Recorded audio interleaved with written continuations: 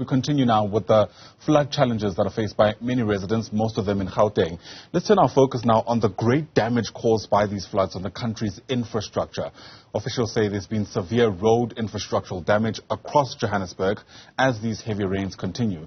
And that means government has to spend more money to rebuild bridges, roads and buildings.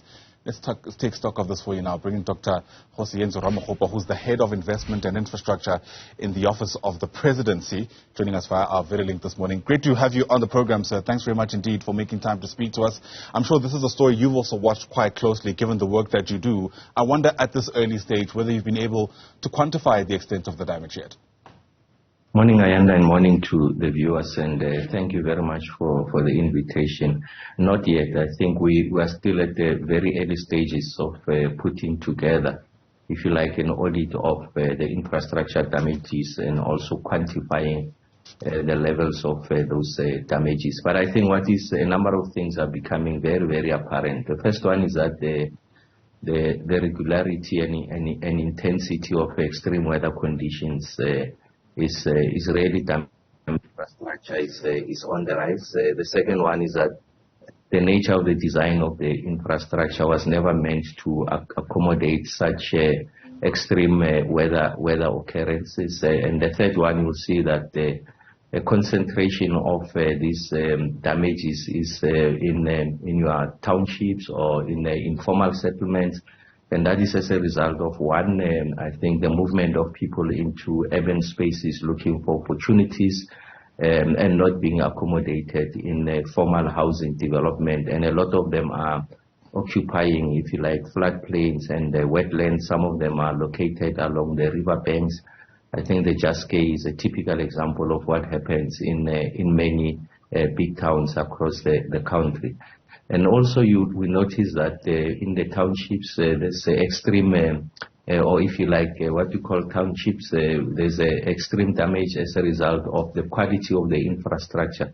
So you find that the construction of the road or the standard designs of the road never accommodated, if you like, stormwater drainage. And these are the things that requires urgent attention. And then there's also other root causes, and those root causes has to do with the planning capacity of municipalities. In many instances, you find that you don't have people who are appropriately qualified, if you like, to lead the design of infrastructure in many of these townships, many of these municipalities rather.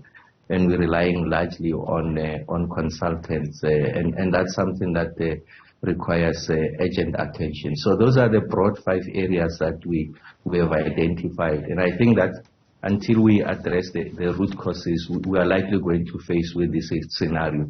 And you know that the downstream effects of this is that firstly there's fatalities, and of course you have been reporting that in some instances fatalities have been recorded. Secondly is that there's inefficiency of the network, so essentially a lot of time, considerable amount of time to get to work. There's considerable damage to cars as a result of potholes, and that just undermines, if you like, the performance of the economic infrastructure of the country. And much later, you'll see it in the numbers of GDP. It's going to stunt the growth of economic growth in the country. So it's got larger implications. But I think the start is for the state to ensure that we have appropriately qualified people in the right places, and I'm talking the infrastructure side. So what we're doing on our part, we have been engaging with a range of municipalities. We are familiar Dr. with... Apologies, let me just come in there if you don't mind, just in the interest of time. I mean, it's a pretty neat diagnosis of how we got here, especially when you speak about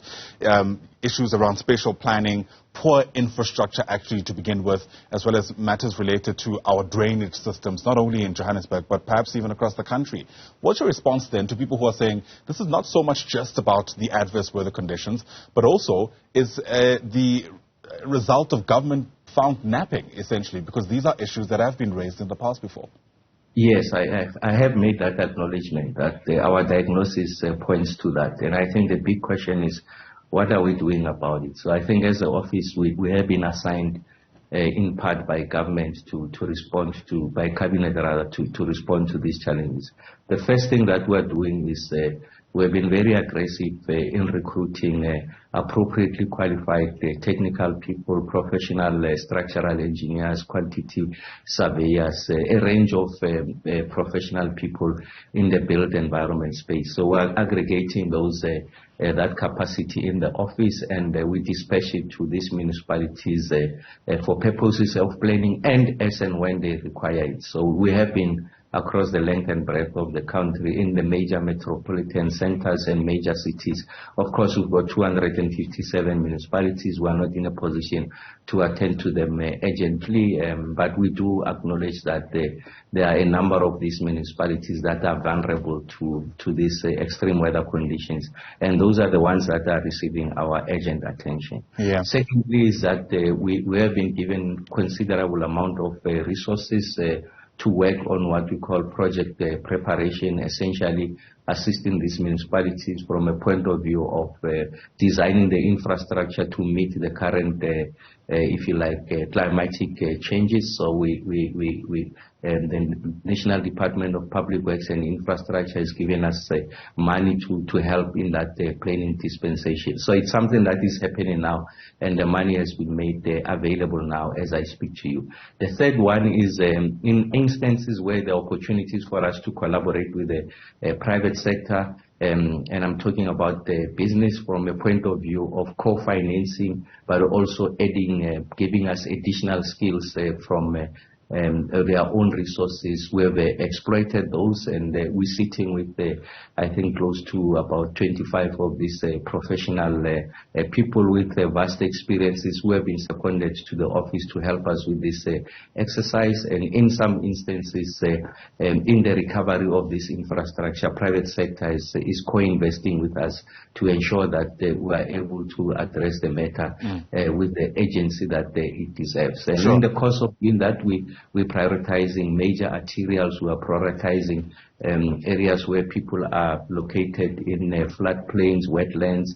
We are prioritizing bridges that are vulnerable. So I think there's a bit of science in what we're trying to do. But of course, I mean, if this intensity continues across the length and breadth of the country, we are likely going to continue to see the kind of devastation that we are experiencing. Sure. But the point I'm registering is that we're working with these municipalities to ensure that we are able to mitigate, if you like, the adverse implications of the devastation caused by these extreme weather conditions. Yeah, it was back in October this year. The Public Works and Infrastructure Minister gazetted the second phase of the National Infrastructure Plan 2050. It's a plan I'm sure you're also au fait with. Essentially, there are hopes to build high-priority infrastructure networks by 2050.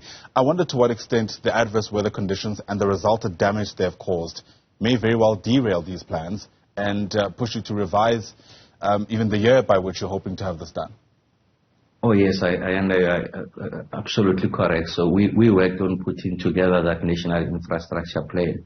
And in fact, before he talks about the high priority infrastructure, the installation of new high priority infrastructure to support the economic growth and ensure that we extend opportunities to people across the length and breadth of the country and achieve universal access, it makes the point that first you need to protect existing assets. So essentially, there has to be considerable investment in your maintenance budget, and of course to ensure that we meet the national treasury requirements that 8% of the total value, rent value of your assets should be set aside for maintenance. So we're institutionalizing that practice. So before you think about the future and creating new assets, you must protect what we have, because we know that the cost of maintenance is significantly cheaper than introducing new infrastructure. So there's an admission in that national infrastructure plan that protect what exists. And in some instances, it's about the redesign and retrofitting of this infrastructure to meet the requirements of climate change. So in instances where you might have a 500 millimeter diameter pipe, to convey water, you need to increase that to 1 meter diameter pipe, as an example. Right. The standardization of road design everywhere in the country, especially in the built areas where you construct the road, the minimum requirement must be that you don't only surface the road, but you also provide for stormwater drainage. So those are some of the minimum things that we are introducing as part of an effort to ensure that you protect the existing infrastructure. And it does also make the point that you need to ensure that in all of these municipalities you've got professional, well-qualified, experienced people to lead that effort. It's one thing to put up aside to make the plan and put aside money, but you still require the expertise to discharge that function. And that's what our office is doing. In the meantime, as municipalities are building their own capacity, we are aggregating it in the office, and we are working with them, dispatching this capacity to help in addressing this extreme weather conditions. And hopefully we'll be able to do that rather sooner than later. Dr. Kgosientsho Ramokgopa, thanks very much indeed for speaking to us. Really appreciate your time on the AM report. Dr. Ramokgopa is the Head of Investment and Infrastructure Office at the Presidency. Once again, thanks very much indeed.